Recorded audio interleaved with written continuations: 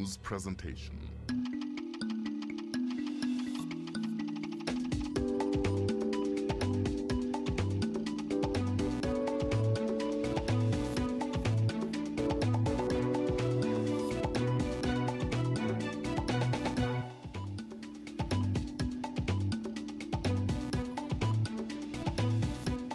A very good evening to you and a warm welcome to Interface here on SABC2. My name is Thembi Samachele.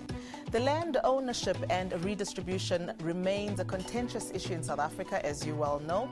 The recent Land Tenure Summit has raised the concern of rural communities regarding their inability to acquire land on which they live.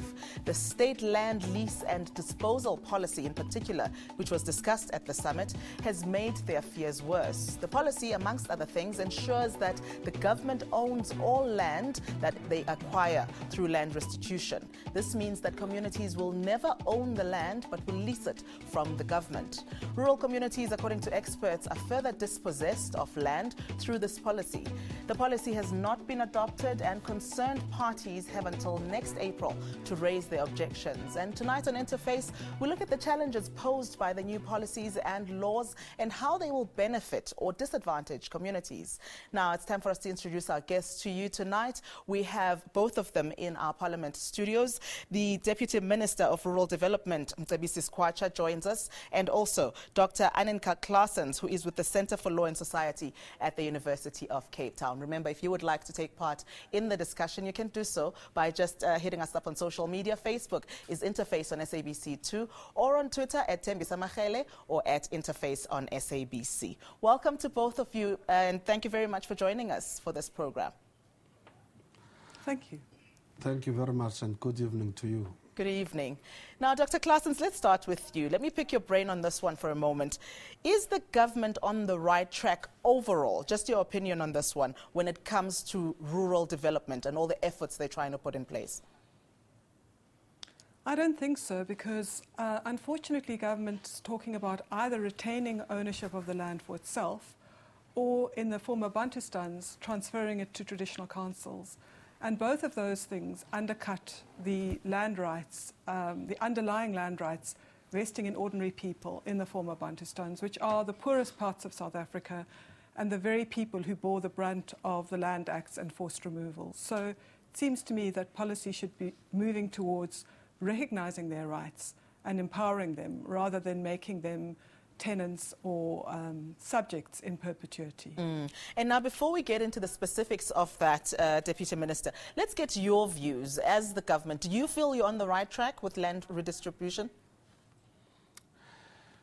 Yes, we do think that we are on the right track. Firstly, let me also indicate that the cornerstone of what we are trying to do is to redress past injustices.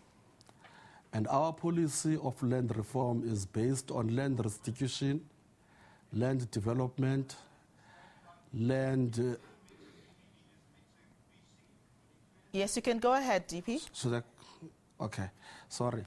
Land development, land restitution, land tenure, and land redevelopment. So it is based on those.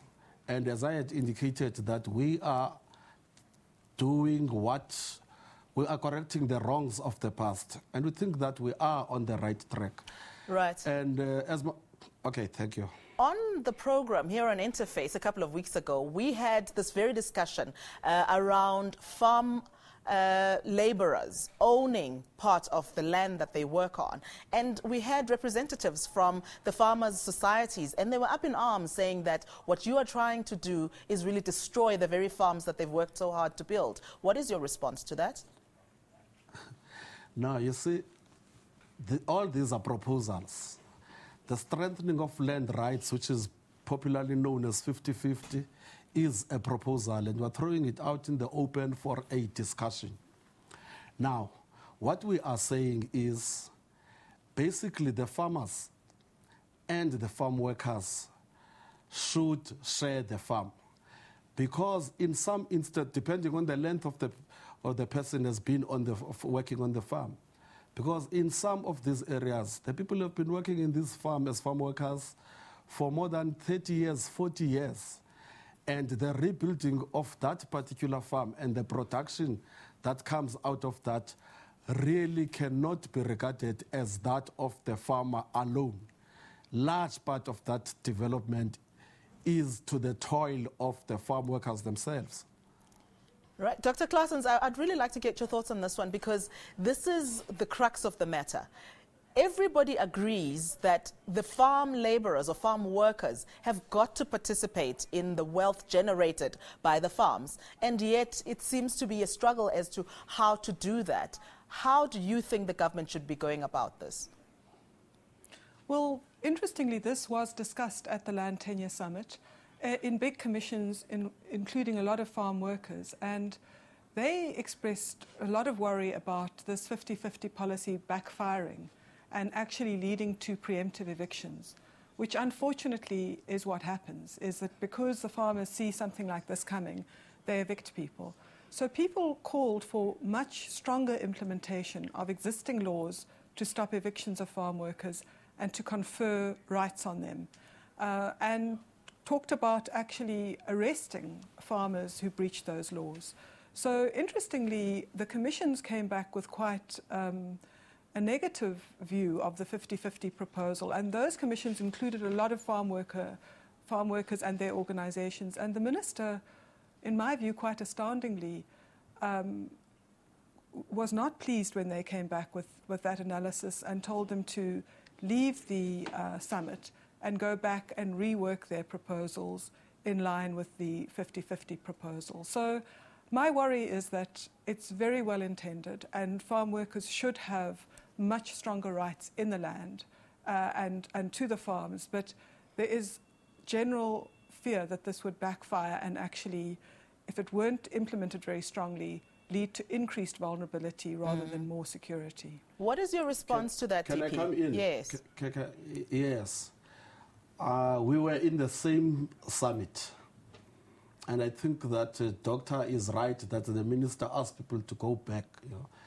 And the minister was making one point, that we have a mandate as government to correct the injustices of the past. The commission was assigned to come with proposals, and the commission was not coming with any proposals in this regard. Many people, commentators, they criticize this 50-50, and we are saying it's out there for discussion. Please bring proposals. The only thing we are saying as government is we cannot leave things as they are. And in fact, having said that, I was in the same summit. My impression was that, in fact, people wanted stronger action than merely 50-50. And on this issue of evictions, as this thing is going to invite evictions, let's be very honest. Throughout the history in this country, even post-democracy, and as we speak, there have been evictions long before the introduction of this 50-50. But surely, DP, we need to stop those evictions. We cannot have that continue. But I know you would like to respond to that, but we have to take a short break. When we come back, we want to get into the very issue of farm owners owning the rights to the land but not actually having the title deeds. That's something that has raised some eyebrows as well. And we continue with this discussion. Join us on Facebook or on Twitter right after this.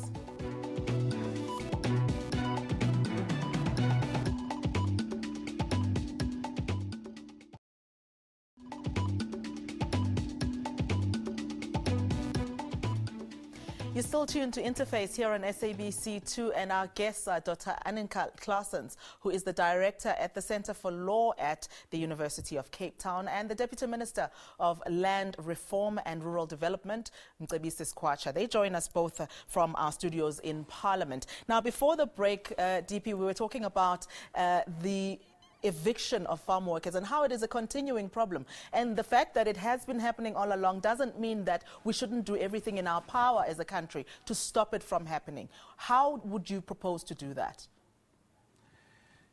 Exactly, you spot on. Maybe we should start by saying that the fact that there have been evictions do not mean that government should not propose to do the right thing. Now, how we should be stopping that? I think that we should be thinking as government in particular, and I think that the summit did express itself in this regard, about moratorium on evictions on the farms. That's one. Because if we don't arrest that, then we're opening people to be vulnerable for all kinds of evictions and abuse. So the issue of moratorium on evictions is something that we want to consider as a matter of urgency. But it does not mean that we should stop discussing how we make sure that there's equality on these matters. All right, just then on the point that we touched on just before the break, and that is you are proposing that the farm laborers or farm workers would have the rights to the land but not have the title deeds to the land. Those would be held by the chief or the local person in charge there. Why that?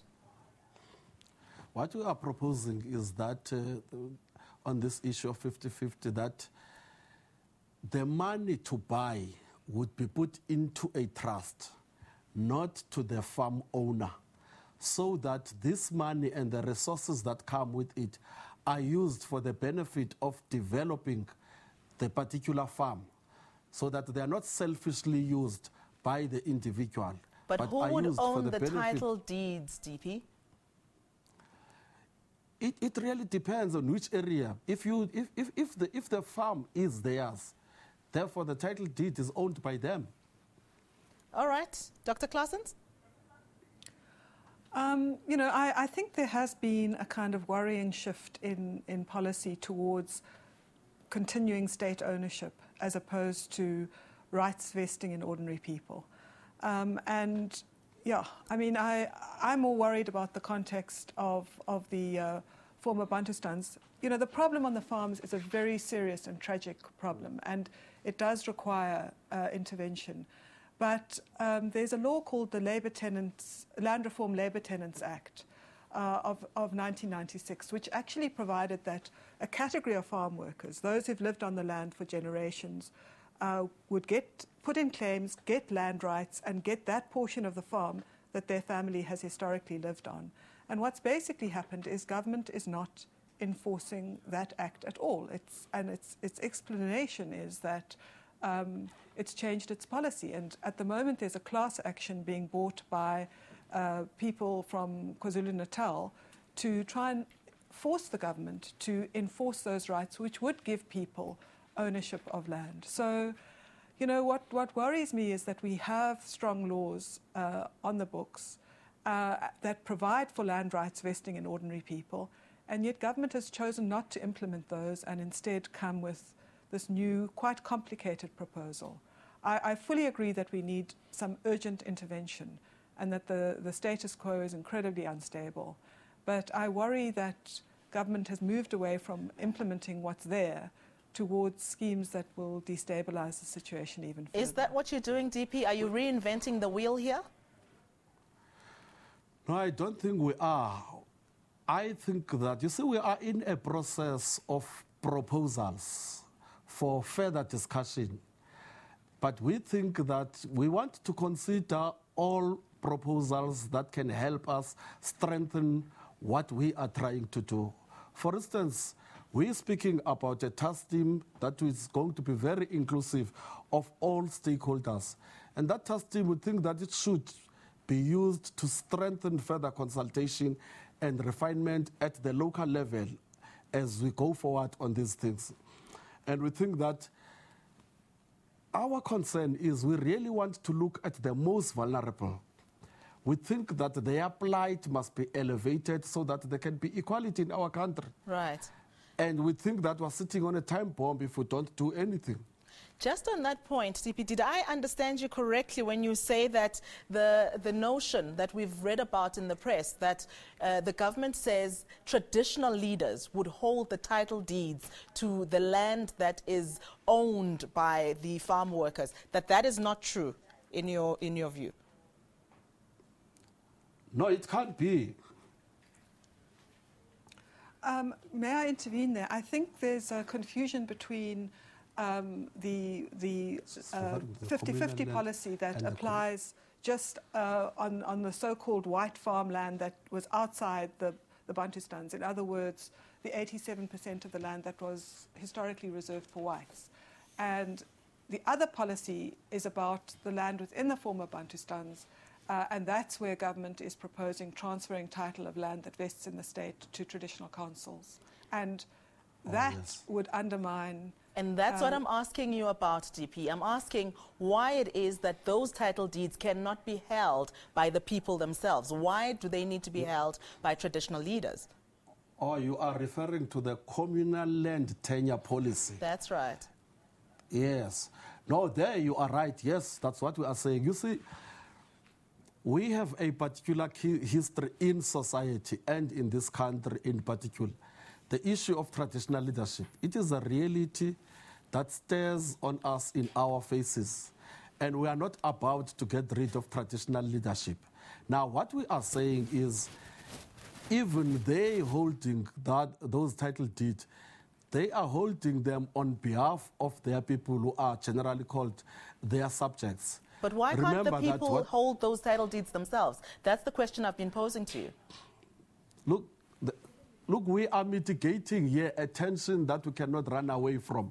The issue of democracy and traditional leadership. Traditional authorities are very much respected in our communities, and people themselves in many of these areas really would want to see traditional leadership, traditional authorities leading them and holding these things. And all we are doing is saying that we should exactly be sticking to that, but we must mitigate that and that tension with the issue of democracy in those areas. Okay, DP, there is a lot of issues that have arisen from this particular point, and we have to just pick it up after the break because we have to take a break right now. Remember, we are taking your Facebook messages and also on Twitter at Thembi Samachele or at Interface on SABC.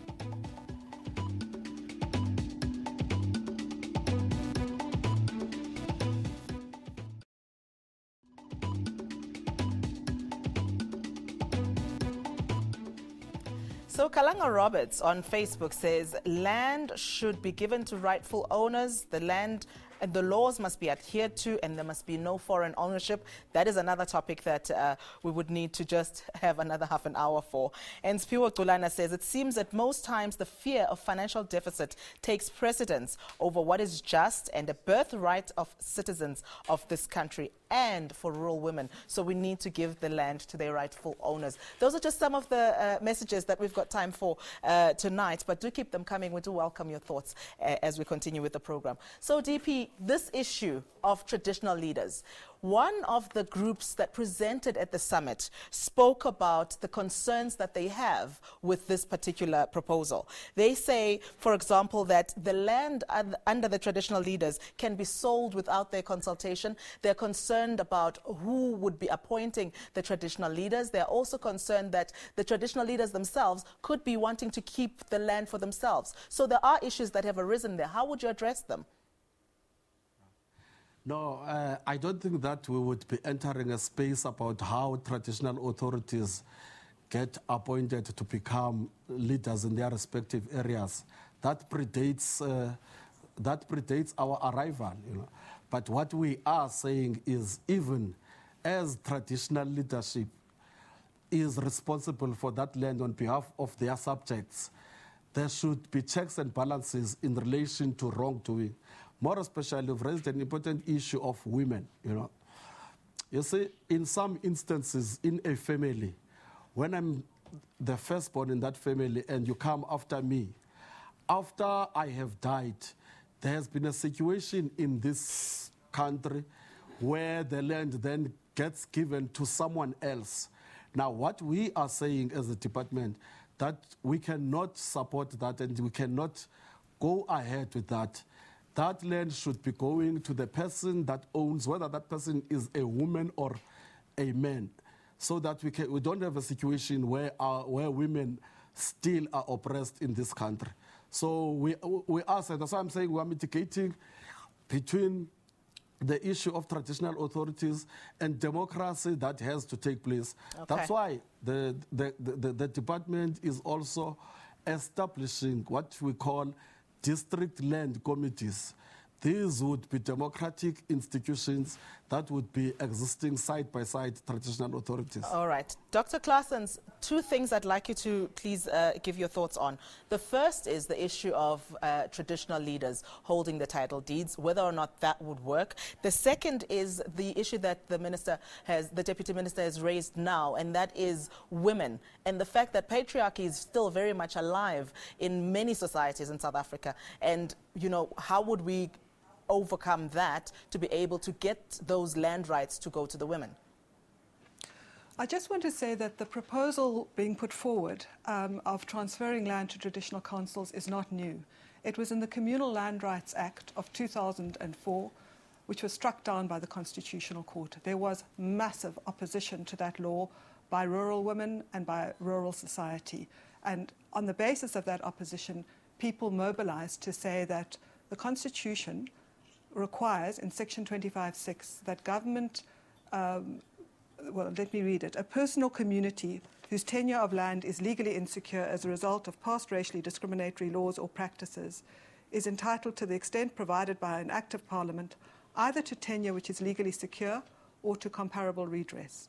And section 25(9) of the Constitution says that Parliament must enact the legislation referred to in subsection 6. And what people argued is that transferring land to traditional councils completely undermines their security of tenure in practice and also obliterates land rights that actually vest in ordinary people. Right. We're running out of time. Could we get your thoughts quickly on the issue of women then? Well, I mean, this is a devastating, it would have devastating consequences for women. And I just want to say that there is nothing in our history that says traditional leaders own the land. This is not something that they owned under apartheid. It's something that this democratic government would introduce to give them powers they've never had under customary law and that they've never had even under apartheid. So it's a complete betrayal of democracy. DP, why would you seek to reintroduce or to introduce something that has already been struck down by the Constitutional Court? You must remember, my understanding is that in fact the Constitutional Court struck it down based on procedure, not on the substance and content. And what we are trying to do is to try and correct that. This is why we are in this process of consultation. We're going to Parliament. We now had the most huge summit that has ever been there. And let me emphasize, we are not giving this land to be owned by chiefs or the traditional authorities. They are holding them.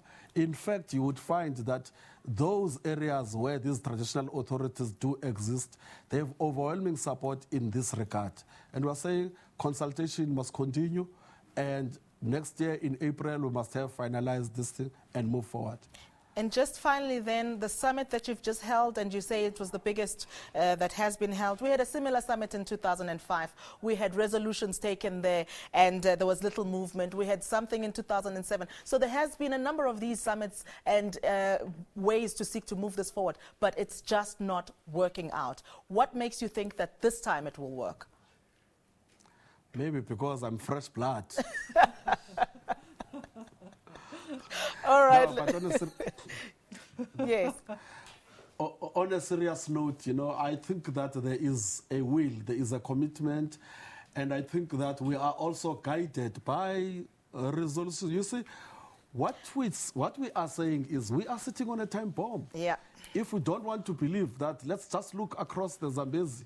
So there must be movement. Something must be done. And hopefully, Minister, your fresh blood is going to be just the trick that we need as a country. We have to leave it there. Unfortunately, we've run out of time. Thank you very much to both my guests in our Parliament studios. Thank you for your contributions tonight. And thank you very much for your thoughts coming through on Facebook and on Twitter. Do keep them coming and join us again next week at the same time. Good night.